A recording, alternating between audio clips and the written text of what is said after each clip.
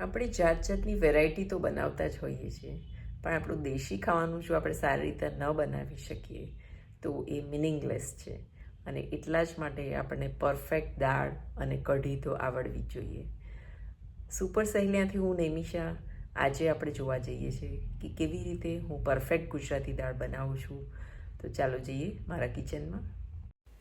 મારા ભાવતા ભોજનમાં સંભારો, ત્યાર પછી ગુજરાતી દાળ અને છૂટો ભાત, આટલું મને મળી રહે ને એટલે જાણે કે ઈશ્વર મળી ગયા.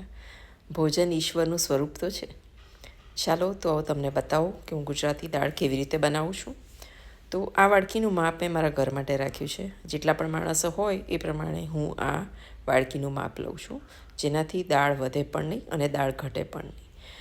તો 4-5 વાડકી દાળ મેં લઈ લીધી છે અને તેને દિવેલ કાઢવા માટે ગરમ પાણીથી થોડુંક એ કરી અને 10થી 15 મિનિટ માટે પલાળી દીધી. હવે આ બાજુ આપણે જોઈએ કે કયા કયા વસ્તુઓ હું નાખું છું. લીંબુનો રસ, ગોળ, થોડીક આંબલી છે. થોડીક આંબલી જે લીધી છે તેને પલાળવાની છે. ત્યાર પછી 4થી 5 લવિંગ છે. ત્યાર પછી 2 ચમચી ખાંડ લીધી છે અને 1 ટામેટું અને 3થી 4 ખજૂર. આ બધી જ વસ્તુમાં તમે જુઓ છો કે 2-3 પ્રકારનું ગળપણ છે અને 2-3 પ્રકારની ખટાશ છે.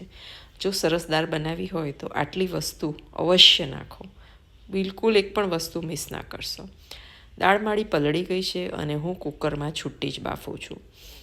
અને તેથી જ કુકરમાં હું બધી જ દાળ લઈ લઈશ. પૂરતું પાણી મૂકીશું એટલે કે ડબલ પાણી લઈશું અને થોડુંક તેલ નાખીશું. તેલ નાખવાથી શું થાય છે કે દાળ કુકરની બહાર ઉભરાઈને આવતી નથી.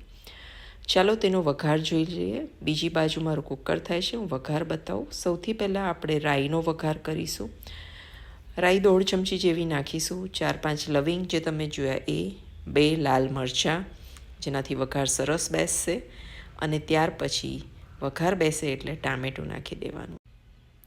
ટામેટું નાખ્યા પછી કોરા મસાલામાં હળદર 1 મોટી ચમચી ભરીને, મરચું, ત્યાર પછી ધાણા જીરું 1 ચમચી ભરીને અને દાળ શાકનો મસાલો આટલું નાખીશું એટલે દાળ એકદમ ફર્સ્ટ ક્લાસ થશે.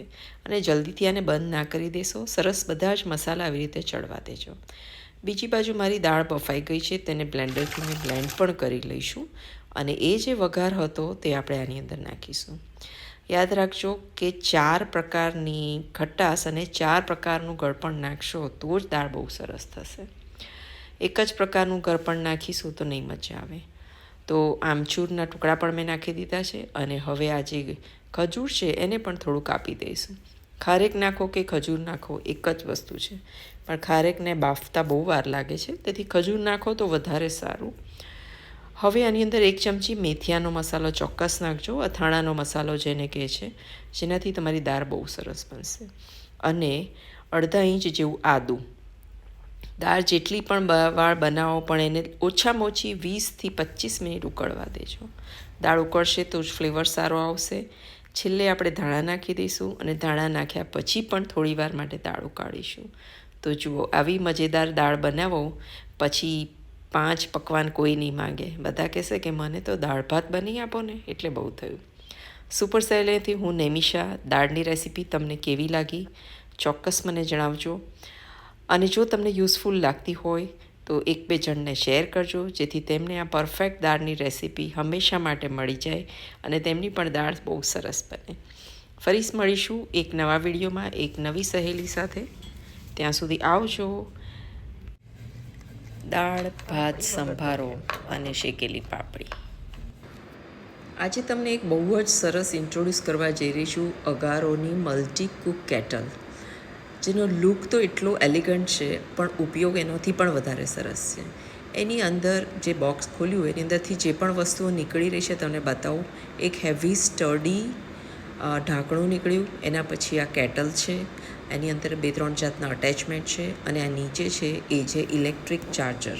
એટલે આ જે કેટલી છે એ ઇલેક્ટ્રિક છે, જેના 2 નોબ છે, 1 અને 2, એટલે હાઈ સ્પીડ લો સ્પીડ પ્રમાણે એ અંદર તમે જે કંઈ ખાવા બનાવવા મૂકો એ આનો ઉપયોગથી બની જાય છે. આ નોબની અંદર આપણે આ વેસલ ફિટ કરવાનું છે અને જેનાથી એને પ્લગથી ચાર્જિંગ થશે. આ વાસણની અંદર જ તમે ઘણી બધી વસ્તુઓ લાઈક મેગી, પાસ્તા બનાવી શકો છો. આ જે છે એ એક ટાઈપનો મારો છે જેને આવી રીતે ફિક્સ કરી અને આપણે આની અંદર બટાકા કે એગ કંઈ પણ બોઇલ કરી શકીએ અને ઉપર આવી કોઈ પણ વસ્તુ મૂકી અને તેને બાફી શકીએ છીએ. એટલી મલ્ટીપર્પઝ કેટલ છે કે તમને એકવાર જો આને લેશો ને તો તમને એવું થશે કે આ તો દરેકના ઘરે હોવી જોઈએ અને તમને ગિફ્ટ કરવાનું પણ ખૂબ મન થશે. આની અંદર જ તમે મેગી, પાસ્તા બનાવી શકો છો, શાક બનાવી શકો છો, દાળ બનાવી શકો છો અને ચા પણ બનાવી શકો. આ કેટલમાં હું તમને વિવિધ રેસીપી બતાવતી જઈશ, તેથી તમને ઓર્ડર કરવાનું ચોક્કસ મન. આ મલ્ટીપર્પઝ કેટલ દરેકના પાસે એક હોવી જ જોઈએ. એસ્પેશિયલી જે છોકરાઓ ઘરથી બહાર રહે છે એમના પાસે તો ચોક્કસ હોવી જોઈએ. પ્લસ જે વર્કિંગ ગર્લ્સ છે, વુમન છે, જેને ફટાફટ કામ કરવાનું છે એને તો આ એક ખાસ વસાવી જોઈએ.